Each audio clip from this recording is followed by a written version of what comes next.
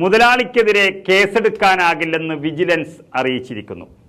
പച്ചയായ തട്ടിപ്പ് നടത്തിയിട്ടും അതിൻ്റെ തെളിവുകളെല്ലാം മുന്നിൽ കൊണ്ടുവന്ന് വച്ചു തന്നിട്ടും മുഖ്യമന്ത്രിക്കും മകൾ വീണ വിജയനുമെതിരെ മാത്യു കുഴൽനാടൻ നൽകിയ ഹർജിയിൽ കേസെടുത്ത് അന്വേഷണം നടത്താനാകില്ല എന്ന് വിജിലൻസ് അറിയിച്ചിരിക്കുന്നു.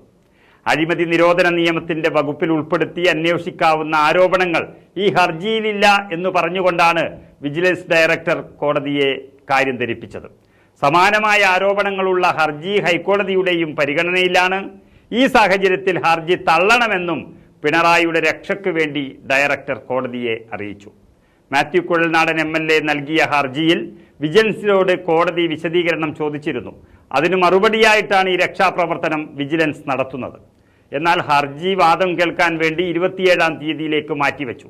കരിമണൽ ഖനനത്തിനായി CMRL കമ്പനിക്ക് മുഖ്യമന്ത്രി വഴിവിട്ട് സഹായം നൽകുകയും അതിന് പ്രതിഫലമായി മുഖ്യമന്ത്രിയുടെ മകൾക്ക് മാസപ്പടി ലഭിച്ചു എന്നുമുള്ള സത്യമാണ് കുഴൽനാടൻ MLA തെളിയിച്ചിരിക്കുന്നത്.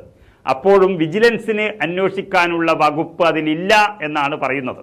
മുഖ്യമന്ത്രി പിണറായി വിജയൻ, അതുപോലെ മകൾ വീണ വിജയൻ എന്നിവർ ഉൾപ്പെടെ 7 പേർക്കെതിരെയാണ് തിരുവനന്തപുരം വിജിലൻസ് കോടതിയിൽ മാത്യു കുഴൽനാടൻ ഹർജി ഫയൽ ചെയ്തത്. ഫെബ്രുവരി 29-നാണ് മാത്യു കുഴൽനാടൻ ഹർജി സമർപ്പിച്ചത്. ഹർജി ഫയലിൽ സ്വീകരിക്കുന്നത് സർക്കാർ അഭിഭാഷകൻ എതിർത്തിരുന്നു. എന്നാൽ കോടതി ഈ ആവശ്യം തള്ളിക്കൊണ്ട് പിന്നീട് സർക്കാർ അഭിഭാഷകനോട് ഹർജിയിൽ മറുപടി നൽകാൻ 15 ദിവസം സമയം അനുവദിക്കുകയായിരുന്നു. കോടതിക്ക് തന്നെ ബോധ്യമാകുമെന്നും അന്വേഷണം നടത്താൻ ഉത്തരവിടും എന്നുമുള്ള ഒരു വിശ്വാസത്തിലാണ് ഇപ്പോൾ കേരളത്തിലെ സാധാരണ ജനങ്ങളുള്ളത്. ഇത്രയ്ക്കും പച്ചയ്ക്ക് പാർട്ടിക്കാരെയും പൊതുജനങ്ങളെയും പറ്റിച്ച് തട്ടിപ്പിലേർപ്പെടുന്ന ഒരാൾക്കെതിരെ വിജിലൻസ് നടത്തുന്ന രക്ഷാപ്രവർത്തനത്തിലാണ് ജനങ്ങളുടെ ആശങ്ക.